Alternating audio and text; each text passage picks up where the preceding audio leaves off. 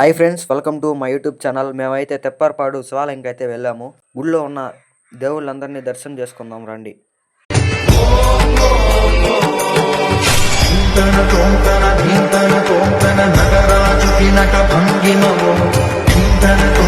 శంకరునికి సంకీర్తనవో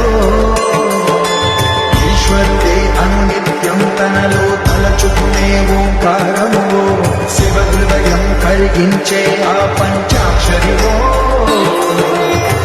మదిలో మహదేవుడినే కొలువుంచరా కైలాసములో అతని పాదము చందన వెలిగే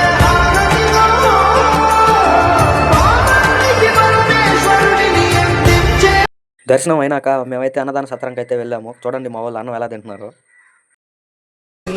కుందరదన మందగమన మధుర వచన వావ్.